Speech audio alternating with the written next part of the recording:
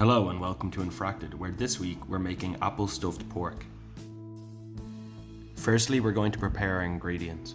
Finely mince 2 cloves of garlic and 1 onion. Chop up 1 chili and 1 spring onion. Cut 1 apple into cubes.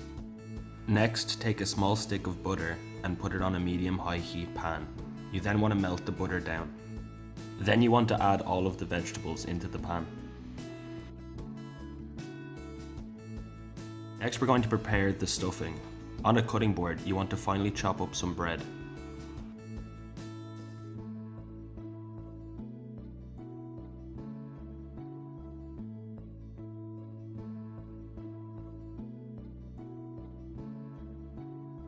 And you want to just add them into the frying pan with the rest of your ingredients.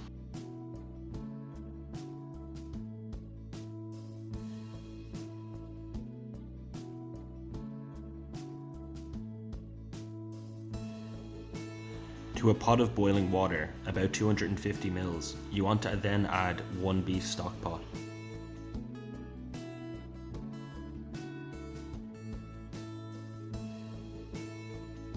Once it's fully combined, you then want to add it to the frying pan and maybe think about increasing the heat as well.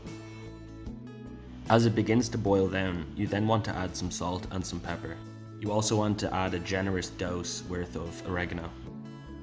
Continuously mix this all together. You then want to repeat what you did earlier and get another water on the boil and add 1 beef stock pot. Once it's boiling, you then also want to add some salt and some pepper.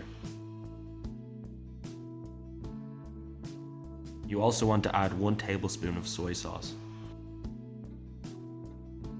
1 tablespoon of corn flour,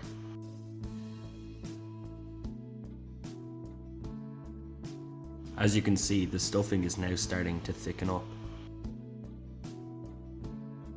Next, with a large pot, you want to add 4 potatoes to boiling water and allow them to boil.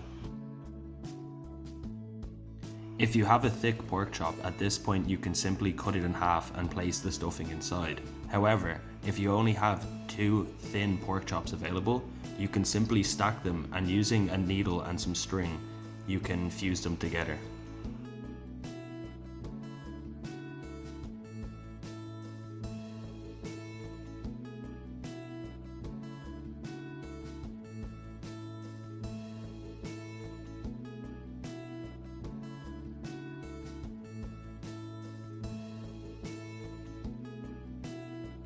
Once you're done adding the stuffing, you then just want to tie off the knot.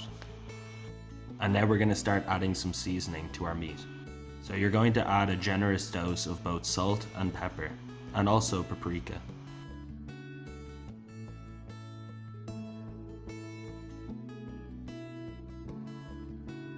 Add some sugar and then rub in all of the seasonings well.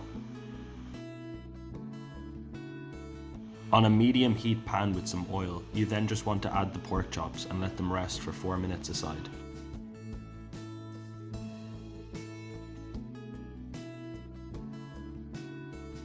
Then simply flip and cover.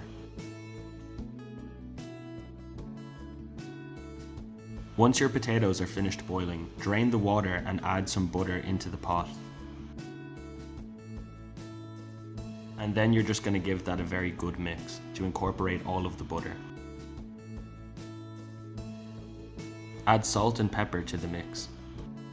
And also you want to garnish it with some spring onions.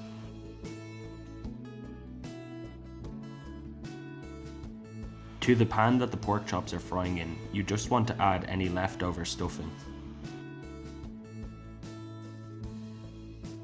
Plate your dishes and then top with the gravy that we created earlier. In the interest of not choking your dinner guests, you also might want to think about removing that string before serving.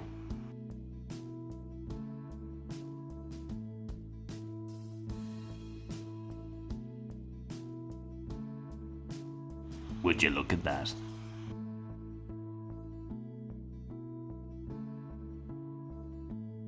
Thanks for watching. If you enjoyed this video, think about subscribing, and as always, we look forward to you stopping by in the next one.